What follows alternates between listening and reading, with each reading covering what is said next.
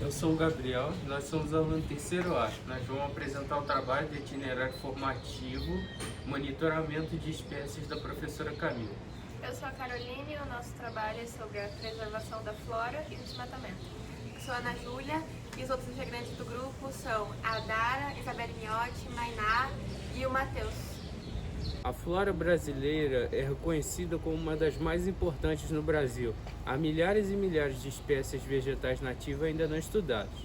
O conceito da flora abrange diversos setores ambientais. Um deles está diretamente ligado à natureza e ao equilíbrio ecológico. A flora apresenta todos os tipos de vegetais na natureza.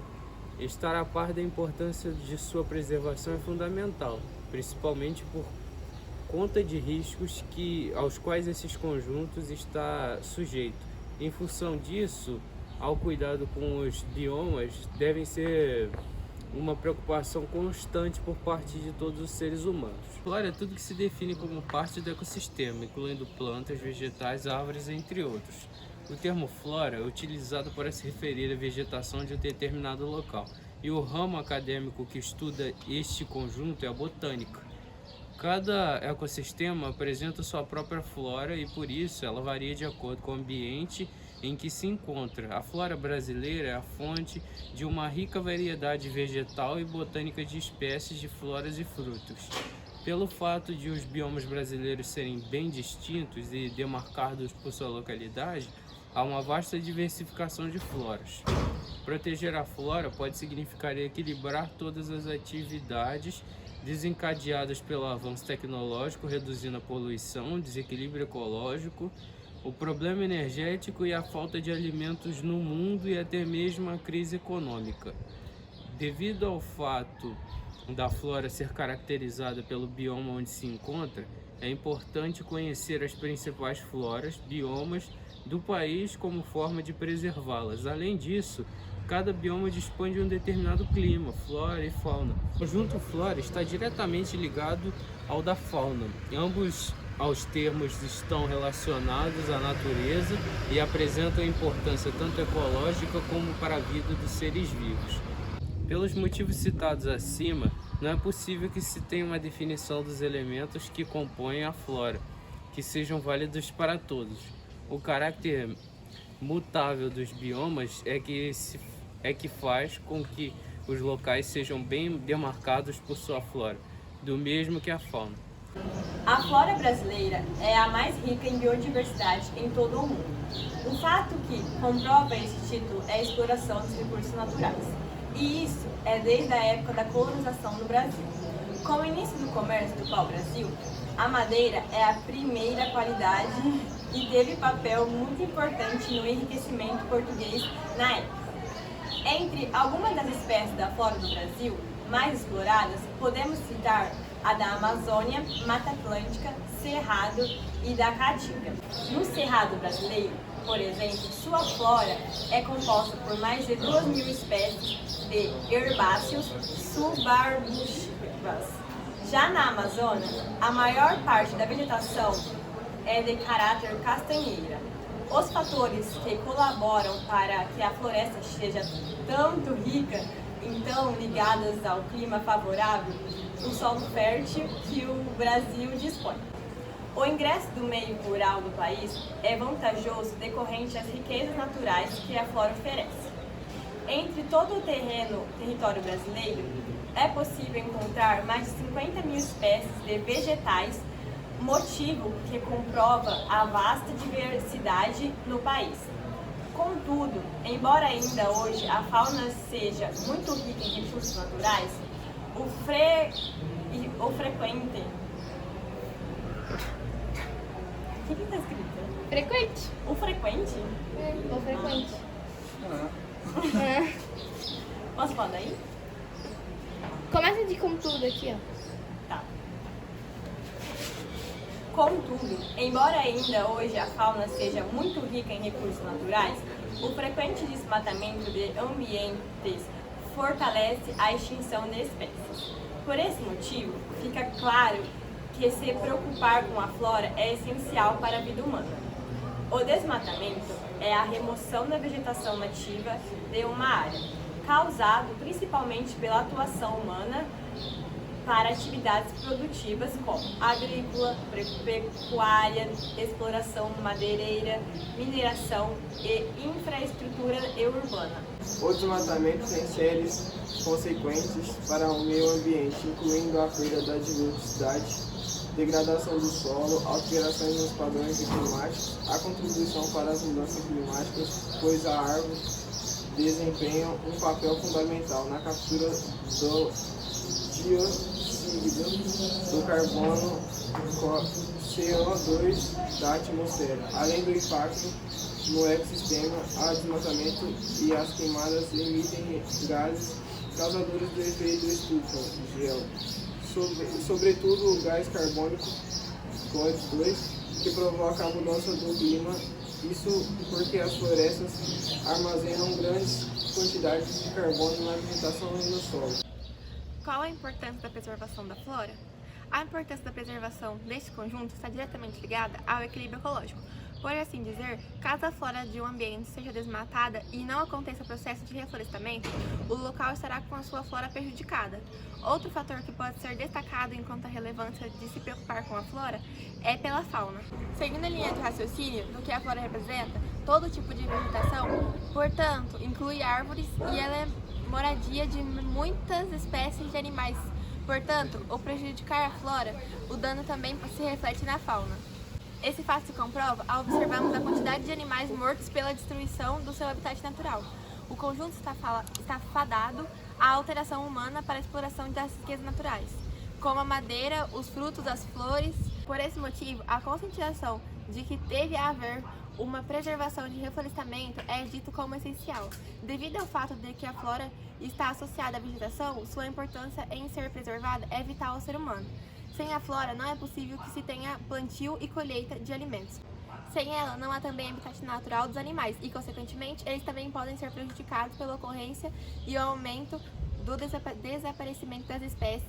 Com isso, a flora se demonstra essencial ao equilíbrio ecológico.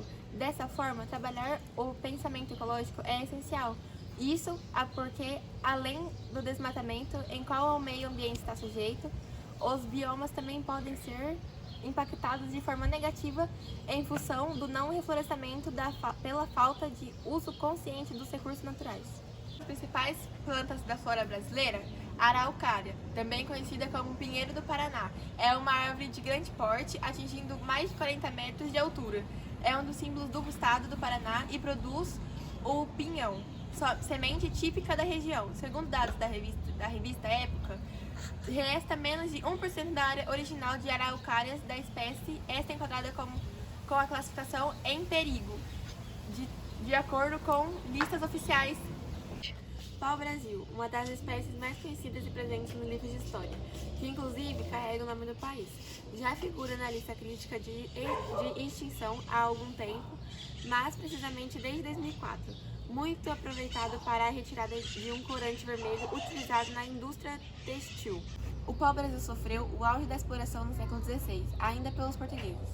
A espécie nunca conseguiu se recuperar e hoje possui muito pouco ainda de área natural. Mogno.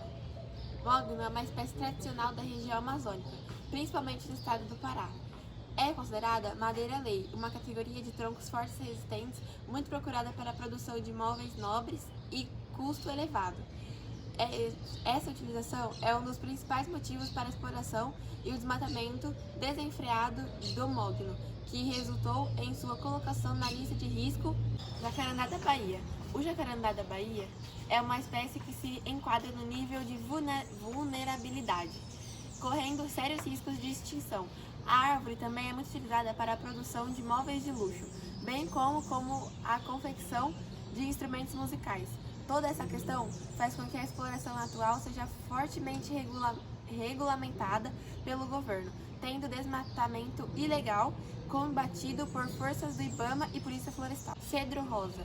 A árvore é típica do sul e do sudeste brasileiro, mas também pode se fazer presente em outros biomas do país, como a Amazônia.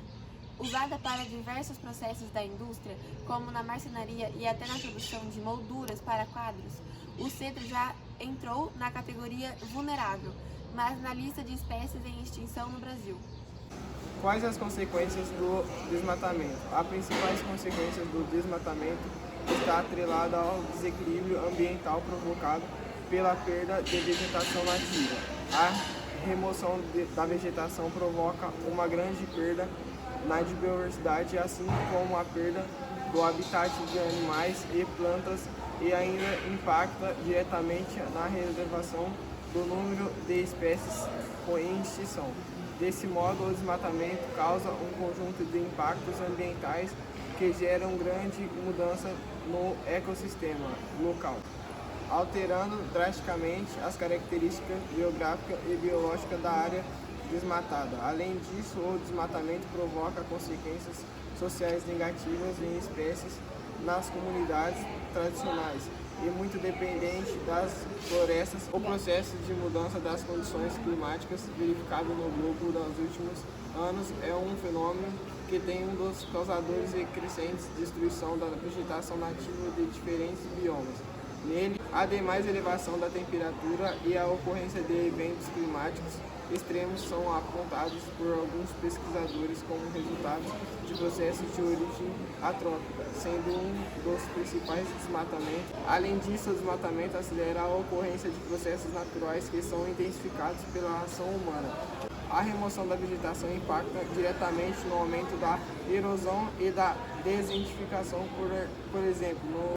No mais, o desmatamento interfere no ciclo hidrológico e ocasiona efeitos como esgotamento da fonte de água, já que retirada da vegetação dificulta a absorção da água da chuva pelo subsolo e o consequente abastecimento das reservas subterrâneas e das nascentes.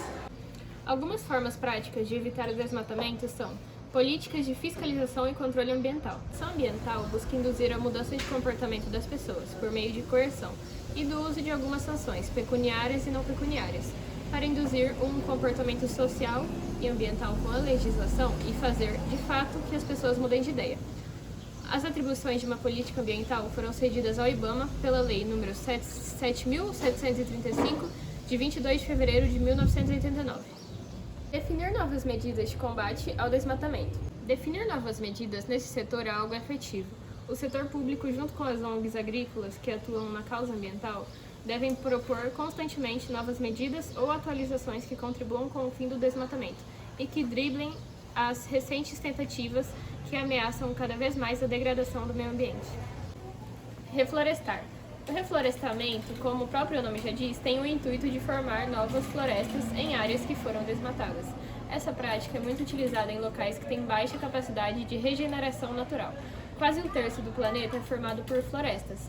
Elas servem de lar para mais de 80% das criaturas terrestres, além de serem fundamentais para a regulação de climas. Conscientizar a população sobre o desmatamento. Conscientizar a população não é uma tarefa fácil, por vários fatores, mas não se torna algo impossível de se fazer.